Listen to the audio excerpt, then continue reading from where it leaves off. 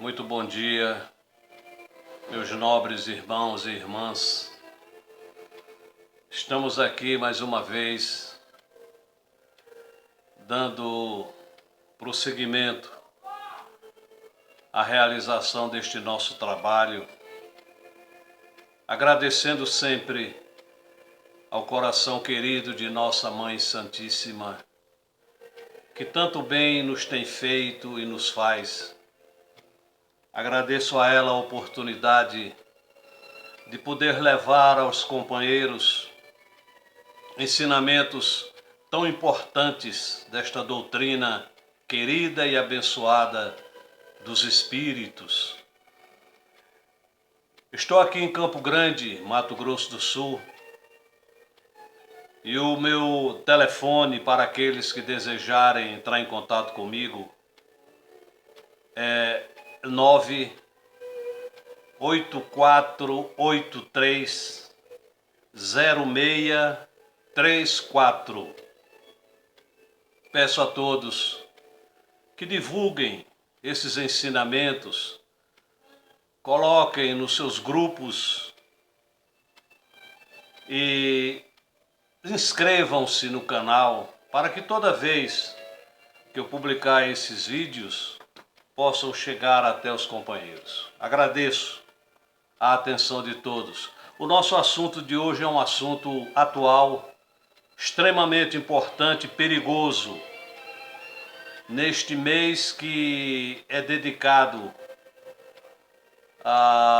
aos alertas a respeito desse fato tão triste para inúmeros irmãos, tanto no nosso país quanto na face da terra, de uma maneira geral. É sobre o suicídio. O nosso vídeo de hoje é o de número 53 e tem como título O Vale dos Suicidas. Retiramos de um livro muito famoso, que é do conhecimento de muitos irmãos, Memórias de um Suicida, tendo como autora Ivone Pereira, publicado pela Federação Espírita Brasileira, 10ª edição, em 1955, página 15, 16, 17 e 18, e mais na frente, de 131 a 134, publicado no Rio de Janeiro. Ivone Pereira denomina o autor de Camilo Cândido Botelho, mas hoje nós sabemos que foi Camilo Castelo Branco, escritor famoso em Portugal, que por estar ficando cego, o seu orgulho falou mais alto e ele praticou o suicídio. Ele narra parte do que passou ao chegar ao Vale dos Suicidas. Abre aspas. Precisamente no mês de janeiro do ano da graça de 1891, fora eu surpreendido com meu aprisionamento em região do mundo invisível, cujo desolador panorama era composto por vales profundos, a que as sombras presidiam, gargantas sinuosas e cavernas sinistras, no interior das quais uivavam, quais maltas de demônios enfurecidos, espíritos que foram homens, dementados pela intensidade e estranheza verdadeiramente inconcebíveis dos sofrimentos que os martirizavam. Nessa paragem aflitiva, a vista torturada do grilheta não distinguiria sequer o doce vulto de um arvoredo que testemunhasse suas horas de desesperação. Tampouco paisagens confortativas que pudessem distraí-lo da contemplação cansativa dessas gargantas onde não penetrava outra forma de vida que não a traduzida pelo supremo horror. O solo, coberto de matérias enegrecidas e fétidas, lembrando a fuligem, era imundo, pastoso, escorregadio, repugnante. O ar pesadíssimo, asfixiante, gelado, enoitado por vulcões ameaçadores, como se eternas tempestades rugissem em torno. E, ao respirarem-no, os espíritos ali ergastulados sufocavam-se como se matérias pulverizadas, nocivas mais do que a cinza e a cal, lhes invadissem as vias respiratórias, martirizando-os com suplício inconcebível ao cérebro humano, habituado às gloriosas claridades do sol, dádiva celeste que diariamente abençoa a terra, e às correntes vivificadoras dos ventos sadios que tonificam a organização física dos seus habitantes. Não havia então ali, como não haverá jamais, nem paz, nem consolo, nem esperança. Tudo em seu âmbito marcado pela desgraça era miséria, assombro, desespero e horror. Dir-se-ia a caverna tétrica do incompreensível, indescritível a rigor, até mesmo por um espírito que sofresse a penalidade de habitá-la. O Vale dos Leprosos, lugar repulsivo da antiga Jerusalém de tantas emocionantes tradições, e que no orbe terráqueo evoca o último grau da abjeção e do sofrimento humano, seria consolador estágio de repouso, comparado ao local que tento descrever. Pelo menos ali existiria solidariedade entre os renegados. Os de sexo diferente chegavam mesmo a se amar. Adotavam-se em boas amizades, irmanando-se no seio da dor para suavizá-la. Criavam a sua sociedade, divertiam-se, prestavam-se favores, dormiam e sonhavam que eram felizes.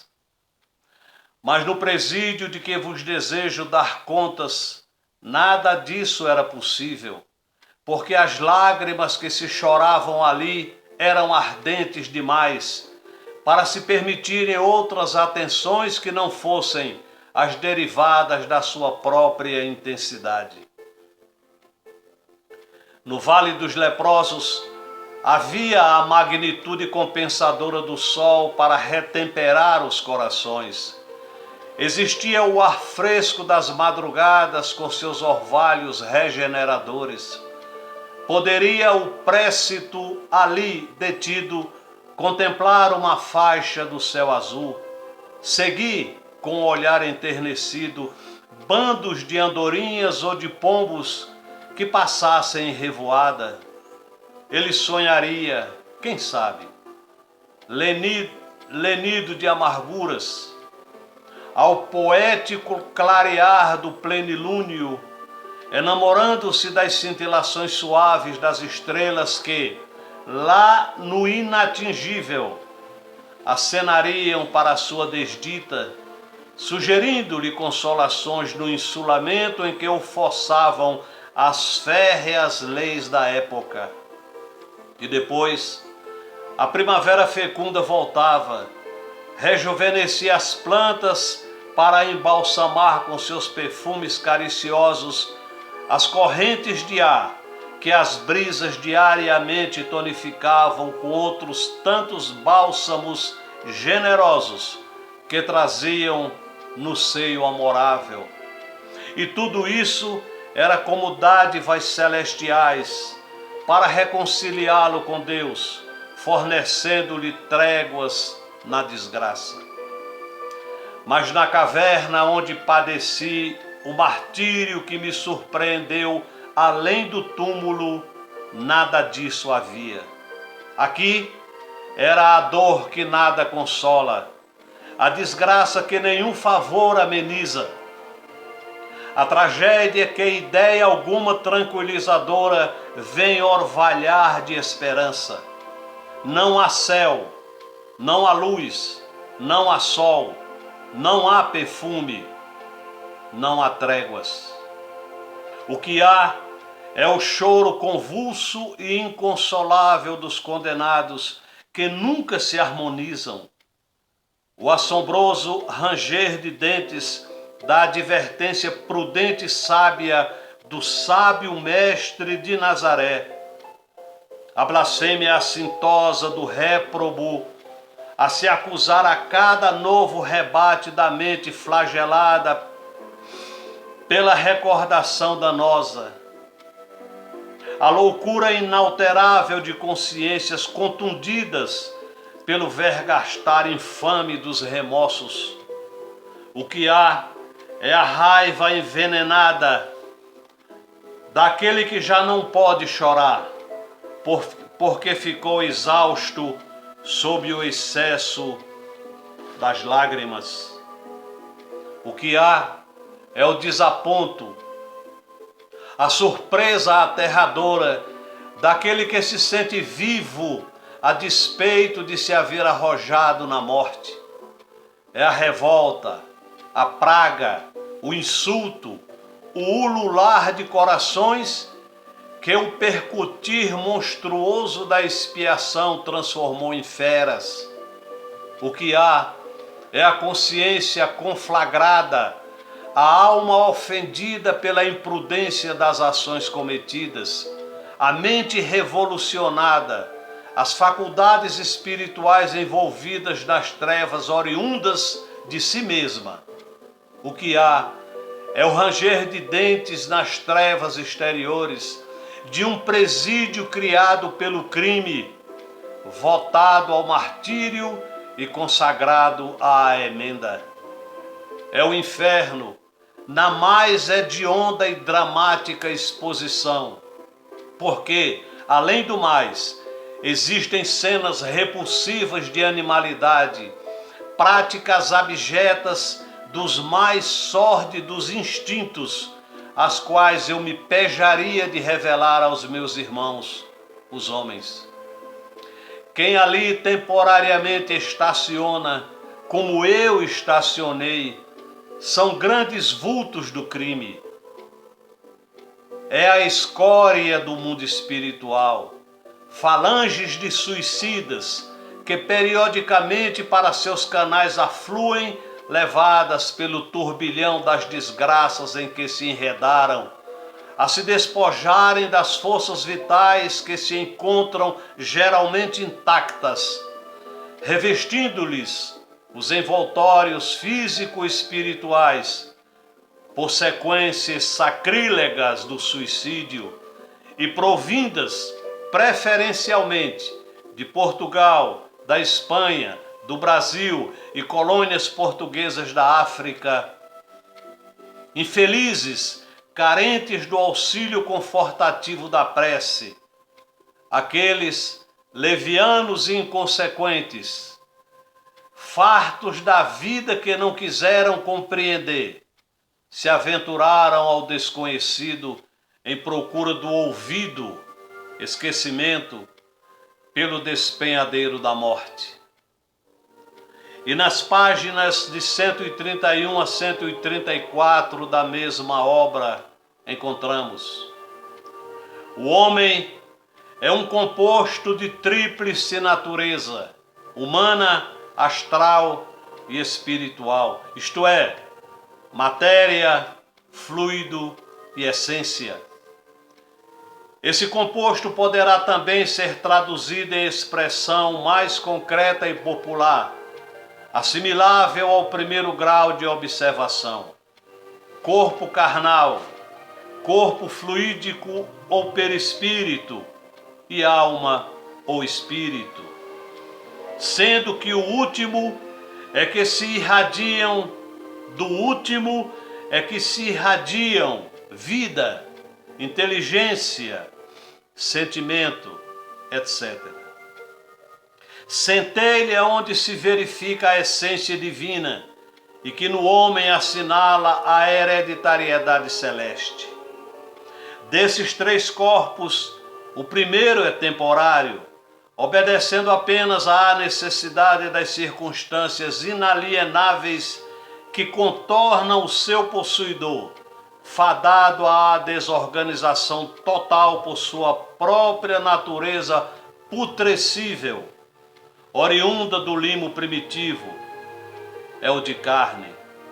O segundo é imortal e tende a progredir, desenvolver-se, aperfeiçoar-se através dos trabalhos incessantes nas lutas dos milênios, é o fluídico, ao passo que o espírito, eterno como a origem da qual provém, luz imperecível que tende a rebrilhar sempre mais, a formoseada até retratar em grau relativo o fulgor supremo que lhe forneceu a vida para a glória do seu mesmo Criador. É a essência divina, imagem e semelhança que o será um dia do Todo-Poderoso Deus. Vivendo na terra, esse ser inteligente, que deverá evolver pela eternidade, denomina-se homem, sendo, portanto, o homem um espírito encarcerado num corpo de carne ou encarnado. Um espírito volta várias vezes a tomar novo corpo carnal sobre a terra, nasce várias vezes a fim de tornar a conviver nas sociedades terrenas como homem, exatamente como este é levado a trocar de roupa muitas vezes. O suicida é um espírito criminoso, falido nos compromissos que tinha para com as leis sábias e justas e imutáveis estabelecidas pelo Criador, e que se vê obrigado a repetir a experiência na terra, tomando novo corpo, uma vez que destruiu aquele que a lei lhe confiara para instrumento de auxílio na conquista do próprio aperfeiçoamento. Depósito sagrado que ele antes deveria estimar e respeitar do que destruir, visto que não lhe assistiam direitos de faltar aos grandes compromissos da vida planetária, tomados antes do nascimento em presença da própria consciência e ante a paternidade divina que lhe fornecera vida e meios para tanto. O espírito de um suicida voltará novamente a novo corpo terreno, em condições muito penosas de sofrimento, agravadas pelas resultantes do grande desequilíbrio que o desesperado gesto provocou no seu corpo astral, isto é, no perispírito. A volta de um suicida a um novo corpo carnal é a lei. É lei inevitável, irrevogável, é expiação irremediável, à qual terá de se submeter voluntariamente ou não, porque a seu próprio benefício outro recurso não haverá, senão a repetição do programa terreno que deixou de executar. Sucumbindo ao suicídio, o homem rejeita e destrói ensejo sagrado, facultado por lei, para a conquista de situações honrosas e dignificantes para a própria consciência, pois os sofrimentos, quando heroicamente suportados, dominados pela vontade soberana de vencer, são como esponja mágica a expungir da consciência culposa a caligem infamante. Muitas vezes, de um passado criminoso em anteriores etapas terrenas. Mas se, em vez do heroísmo salvador, preferir o homem à fuga às labutas promissoras, valendo-se de um alto atentado que bem revelará a vasa de inferioridade que lhe infelicita o caráter, retardará o momento almejado para a satisfação dos mais caros desejos, visto que jamais se poderá destruir, porque a fonte de sua vida reside em seu espírito, e este é indestrutível e eterno como o foco sagrado de que descendeu. Na espiritualidade, raramente o suicida permanecerá durante muito tempo.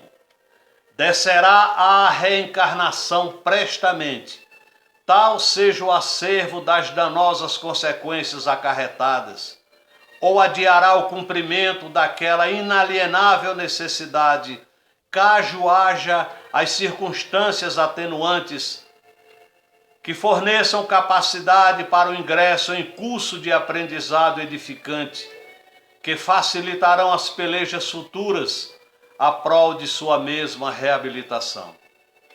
O suicida é como um clandestino da espiritualidade.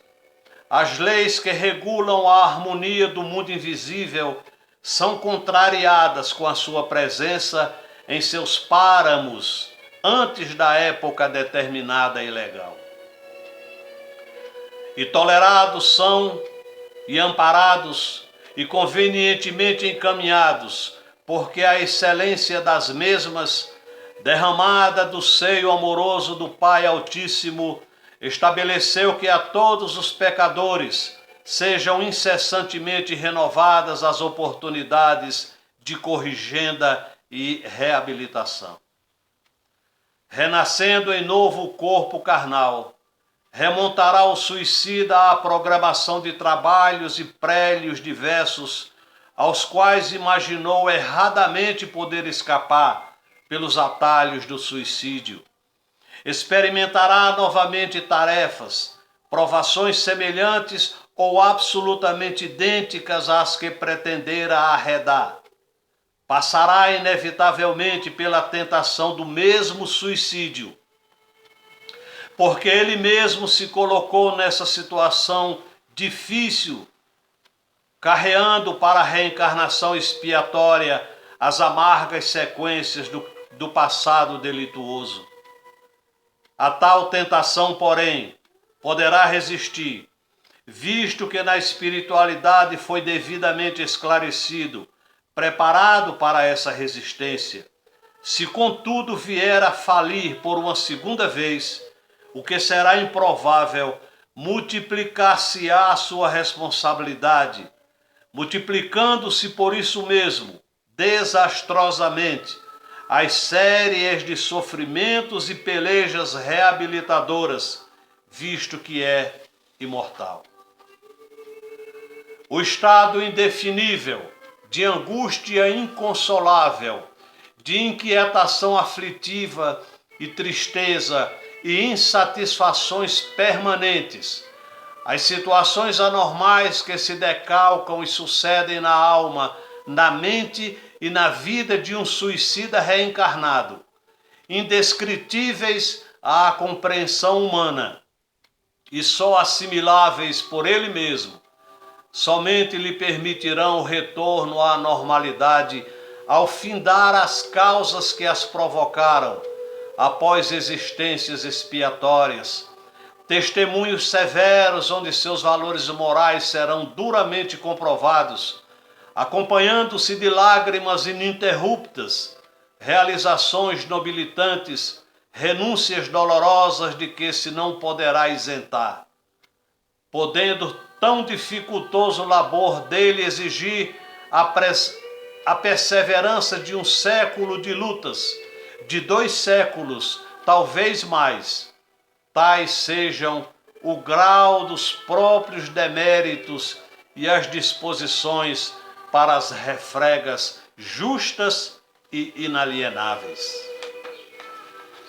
Queridos irmãos, vejam a gravidade da situação de um ser que abandonou a vida antes do tempo, antes da programação. Se ele pensa que o seu sofrimento é o maior do mundo, ele irá dificultar cada vez mais a sua situação no mundo espiritual. Multiplique por 1 milhão o seu sofrimento aqui na terra e você terá uma ideia do que vai passar no plano espiritual após cometer o suicídio. Que Nossa Senhora se apiede desses nossos irmãos, porque ela é a diretora, é a responsável por esse vale dos suicidas, onde lá são recebidos todos aqueles que abandonam a terra. Ninguém mata a vida. Você vai continuar vivendo. A vida é uma só, tanto aqui quanto no plano espiritual.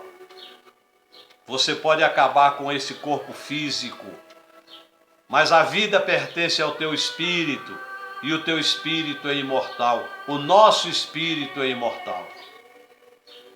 Que Nossa Senhora abençoe o coração de todos aqueles que nos ouvem neste momento. Eu agradeço a atenção de todos e não nos esqueçamos nunca. Nós somos luz, somos filhos da luz. E para essa mesma luz haveremos de retornar um dia.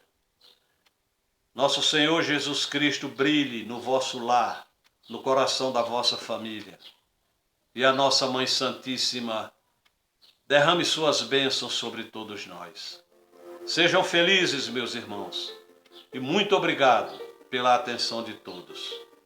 Graças a Deus, que assim seja.